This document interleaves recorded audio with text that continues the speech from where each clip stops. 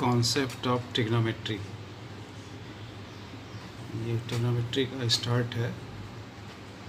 देखिए इसको कैसे समझिए। इसके दो पार्ट होते हैं ट्रिग्नोमेट्री, ट्रिग्नोमेट्रिक रेशियो और ट्रिग्नोमेट्रिक आइडेंटिटीज़। तो सबसे पहले हम लोग पढ़ेंगे ट्रिग्नोमेट्री रेशियो। देखिए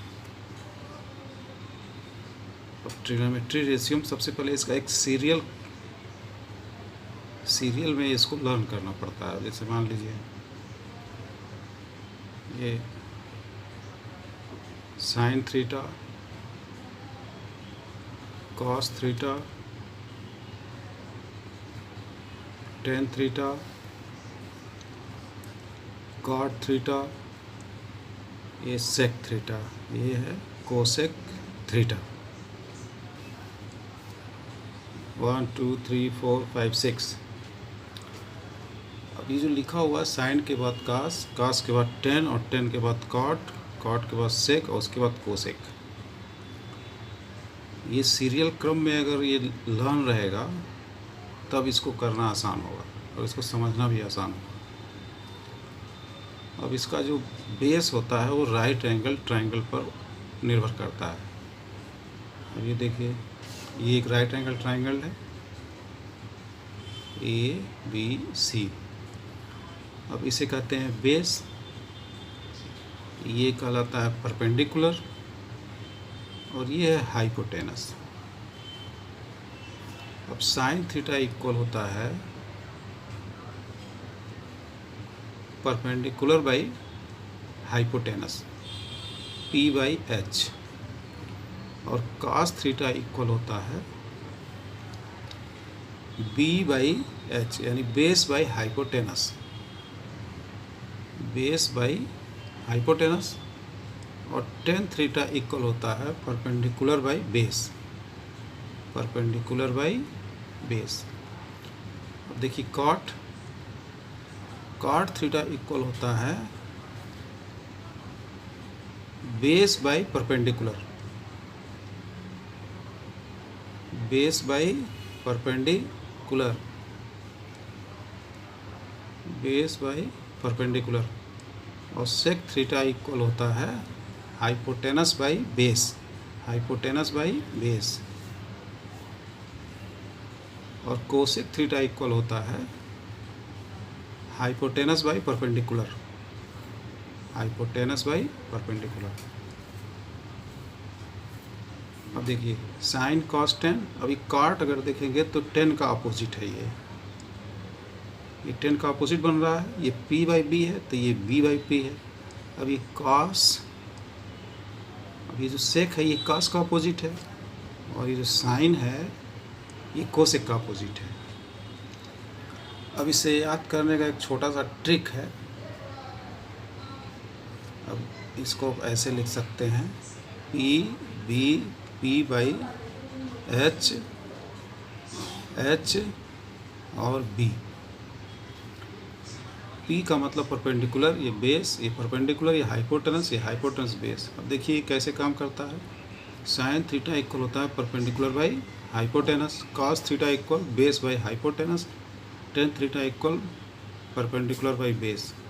अब कॉट थीटा जब देखेंगे तो इसका अपोजिट पढ़ेंगे, बेस बाई परपेंडिकुलर, और सेक हो जाएगा हाइपोटेनस बाई बेस और कोसेक हो जाएगा हाइपोटेनस बाई पी। ये एक ट्रिक है लर्न करने का, लेकिन ये ट्रिक तभी काम करेगा जब आपको ये sine cos tan cot sec और कोसेक सीरियल में लर्न होगा। ये नहीं पहले साइन फिर टेन, तब ये ट्रिक काम नहीं करेगा। अब देखिए अब ट्रिग्नोमेट्रिकल रेशियो में क्वेश्चन क्या बनता है। अब पूछा जाएगा इस तरह से, कोई क्वेश्चन दे दिया जाएगा, इसका वैल्यू दे दिया जाएगा, उसका कोई भी वैल्यू दिया जा सकता है। जैसे ये 3 दे दिया जाए, ये 4 दे दिया जाए, ये 5 दे दिया जाए। अब क्वेश्चन इसी तरह से बनेगा, राइट एंगल ट्रायंगल में परपेंडिकुलर बेस और हाइपोटेनस दे दिया जाएगा और ट्रिग्नोमेट्रिकल रेशियोज का पूछा जाएगा। तो जैसे अभी को यहाँ पे बताया है sine theta equal perpendicular by hypotenuse, तो यहाँ पे आपको पहचानना है कि ये परपेंडिकुलर है, ये बेस है, हाइपोटेनस है। फिर ये लिखते चले जाएंगे कि साइन थीटा इक्वल, हमको पता है कि परपेंडिकुलर बाय हाइपोटेनस होता है, तो परपेंडिकुलर 3 है और हाइपोटेनस 5 है, तो 3/5 हो गया। फिर cos थीटा इक्वल होता है ये बेस बाय हाइपोटेनस, 4/5 हो जाएगा। फिर टेन थीटा इक्वल होता है परपेंडिकुलर बाय बेस, तो परपेंडिकुलर 3 और ये 4, तो 3/4 हो गया।